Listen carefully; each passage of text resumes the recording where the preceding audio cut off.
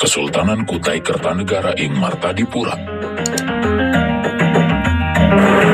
Sungai Mahakam di Kalimantan Timur. Di tempat inilah sejarah tentang perjalanan panjang kerajaan berusia ratusan tahun dimulai. Catatan sejarah dimulai dengan ditemukannya 7 buah prasasti berbahasa Sanskerta yang ditulis dengan menggunakan huruf Pallawa. 7 prasasti tersebut menyebutkan sebuah kerajaan yang bernama Kutai Martadipura. Berdasarkan paleografinya, para arkeolog menyepakati bahwa 7 prasasti tersebut ditulis pada abad ke-5 Masehi. Kutai Martadipura saat ini adalah sebuah kecamatan di Kabupaten Kutai Kertanegara. Di tempat inilah ribuan tahun yang lalu Kerajaan Kutai Martadipura berdiri. Prasasti-prasasti yang disebut Yupa itu juga menyebutkan bahwa Kutai Martadipura dipimpin oleh Raja Mulawarman yang merupakan putra dari Raja Asmawarman dan cucu dari Raja Kudungga. Pada masa pemerintahan Raja Mulawarman, para Brahmana menerima hadiah 20.000 ekor sapi. Atas kedermawanan dari Raja Mulawarman ini, para Brahmana menuliskan nama Raja Mulawarman di Yupa. 7 prasasti yang menuliskan kisah Kutai Martadipura itu kemudian dikenal sebagai Prasasti Yupa dan sekarang disimpan di Museum Nasional Jakarta. Sampai saat ini, para ahli sejarah sepakat bahwa Kutai Martadipura merupakan kerajaan tertua di Nusantara. Beberapa ratus tahun kemudian, sebuah kerajaan baru muncul di sepanjang aliran Sungai Mahakam. Kerajaan baru itu bernama Kutai Kertanegara, dengan Aji Batara Agung Dewa Sakti sebagai raja pertamanya. Berdasarkan catatan sejarah, Aji Batara Agung Dewa Sakti memimpin kerajaannya pada tahun 1300 hingga 1325 Masehi. Tahun-tahun berikutnya, 2 kerajaan pun berkembang di perairan Sungai Mahakam. Aji Batara Agung Dewa Sakti dan permaisurinya, Putri Karangmelenu, kelak akan menurunkan dinasti para raja Kutai Kertanegara. Hingga saat ini, rakyat Kutai Kertanegara masih terus menyelenggarakan Festival Erau setiap tahunnya sebagai bentuk penghormatannya terhadap 2 sosok leluhur raja-raja Kutai. Festival Erau yang berlangsung di Tenggarong setiap tahunnya merupakan perayaan adat tertua di Indonesia. Festival ini sudah diselenggarakan sejak Aji Batara Agung Dewa Sakti masih belia. Pada masa-masa awal berdirinya, Kerajaan Kutai Kertanegara sudah menjalin hubungan dengan banyak negara. Salah satu kerajaan yang memiliki hubungan dekat dengan Kutai Kertanegara adalah Majapahit. Dalam kitab Negara Kertagama yang ditulis oleh Empu Prapanca pada tahun 1365 Masehi, tertulis nama sebuah kerajaan yang bernama Tanjung Kutai. Tanjung Kutai inilah yang dikenal sebagai Kutai Kertanegara. Bahkan pada masa tersebut, Majapahit sudah mengirimkan seorang duta besar atau yang dikenal dengan istilah Pati untuk ditempatkan di Kutai Kertanegara. Baik Kutai Kertanegara maupun Kutai Martadipura pada perkembangannya mengalami berbagai ketegangan di antara keduanya. Sebuah hal yang wajar terjadi, mengingat kedua kerajaan itu mencoba menjadi penguasa satu-satunya atas wilayah di sepanjang aliran Sungai Mahakam. Memasuki abad ke-17, perang pun pecah antara Kutai Martadipura dengan Kutai Kertanegara. Perang itu berakhir dengan kemenangan Kutai Kertanegara. Pada saat itu, Kutai Kertanegara dipimpin oleh Raja Aji Pangeran Sinum Panji Mandepa dan Kutai Martadipura dipimpin oleh Maharaja Derma Setia. Raja Aji Pangeran Sinum Panji Mandepa kemudian menggabungkan 2 kerajaan tersebut dan memberinya nama Kutai Kertanegara ing Martadipura. Kutai Kertanegara merupakan kerajaan maritim, sebagaimana tipikal kerajaan klasik di Nusantara. Hubungan perdagangan terjalin dengan Cina, Jawa, Sumatera, hingga India. Sebagai negara maritim, Kutai Kertanegara banyak dikunjungi oleh para pedagang dari berbagai tempat dengan latar belakang budaya dan agama yang bermacam-macam, tidak terkecuali agama Islam.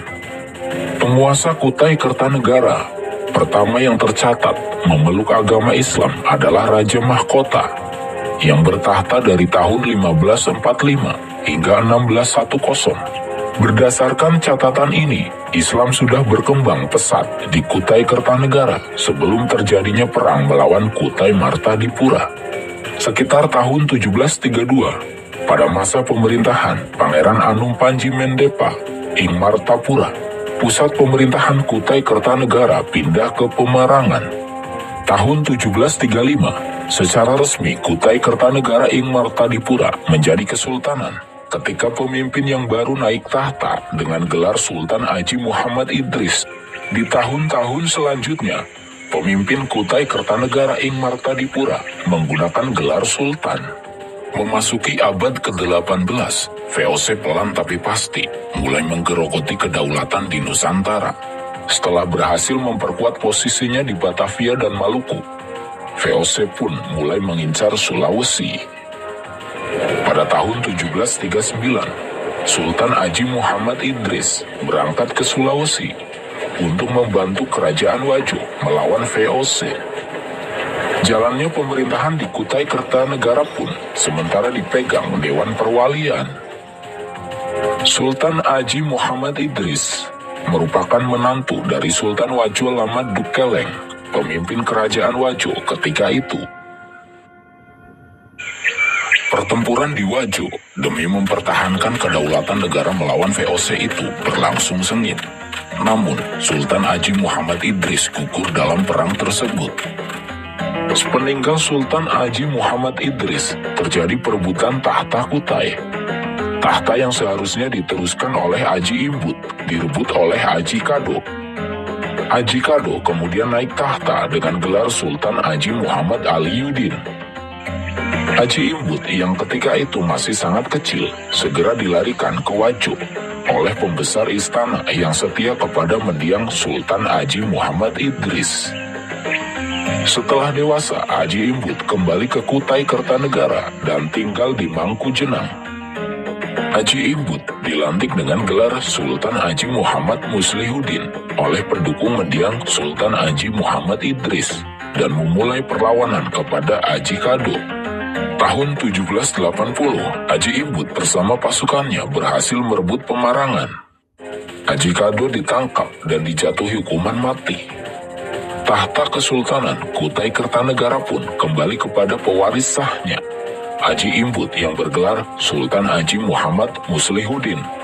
Tahun 1782, Sultan Haji Muhammad Muslihuddin memindahkan ibu kota kesultanan dari Pemarangan ke Tepian Pandan. Nama Tepian Pandan kemudian diubah menjadi Tangga Arum, yang artinya rumah raja. Lama-kelamaan, sebutan Tangga Arum dilafalkan menjadi Tenggarong. Jalannya pemerintahan di Tengga Arum dimulai pada 28 September 1782. Tanggal 28 September kemudian diperingati sebagai hari jadi kota Tenggarong. Sultan Haji Muhammad Muslihuddin berkuasa hingga wafatnya pada tahun 1838. Tahta Kesultanan kemudian dilanjutkan oleh Sultan Haji Muhammad Salehuddin. Pada masa kekuasaan Sultan Salehuddin inilah Kutai Kertanegara ing Martadipura bisa dikatakan mencapai puncak kebesarannya. Pelabuhan Tenggarong penuh dengan kapal-kapal dagang maupun kapal-kapal perang milik Kesultanan Kutai. Selain kekuatan ekonomi dan militernya, Sultan Salehuddin juga mendukung penyebaran agama Islam hingga ke penjuru Kutai Kertanegara. Dukungan dari Sultan ini membuat agama Islam cepat menyebar ke penjuru wilayah Kesultanan Kutai Kertanegara.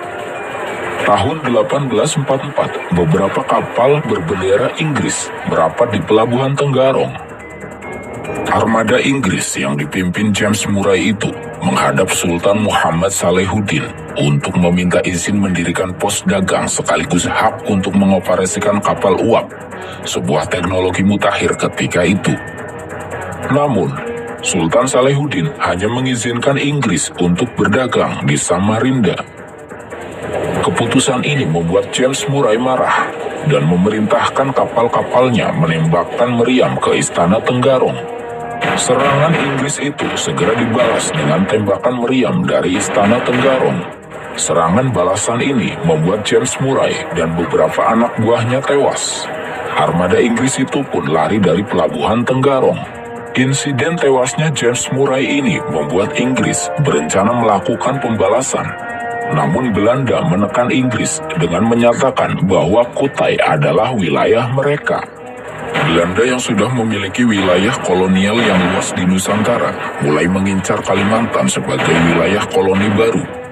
Pasukan Belanda berhasil mendekati Istana Tenggarong dan pertempuran sengit kembali terjadi. Panglima Perang Kutai Awanglong berjuang keras mempertahankan Istana Tenggarong. Sementara itu, karena situasi yang semakin memburuk, Sultan Salehuddin terpaksa diungsikan dari istana. Pertempuran itu berakhir dengan kekalahan pasukan Kutai. Panglima Awanglong turut gugur dalam perjuangan mempertahankan kedaulatan negara. Pada tanggal 11 Oktober 1844, Sultan Salehuddin terpaksa menerima perjanjian sepihak yang disebut Traktat Tepian Pandan. Traktat tersebut mengakui kekuasaan Belanda atas wilayah Kesultanan Kutai Kertanegara ing Martadipura. Secara resmi, pemerintah kolonial Belanda menempatkan seorang residen di Kutai Kertanegara. Tahun 1882, di masa kekuasaan Sultan Haji Muhammad Sulaiman, Belanda kembali mengadakan perjanjian pembukaan lahan selama 75 tahun untuk penambangan batu bara. Tambang batu bara pertama di Kutai Kertanegara itu diresmikan pada tahun 1888. Setelah pembukaan tambang batu bara, Belanda kembali melakukan eksplorasi dengan membuka tambang minyak bumi. Ahli geologi Belanda ketika itu, J.A. Huse, bahkan menjuluki Kutai Kertanegara sebagai sungai minyak bumi. Pada kurun waktu selanjutnya, berbagai tambang batu bara dan minyak bumi dibuka oleh perusahaan-perusahaan Belanda di Kutai Kertanegara. Bukan hanya batu bara dan minyak bumi, Belanda juga melakukan eksplorasi gas bumi. Meskipun Belanda memberikan royalti tambang-tambang yang dibuka kepada Sultan, namun kedaulatan Kutai Kertanegara bisa dikatakan sudah berakhir ketika Traktat Tepian Pandan dibuat.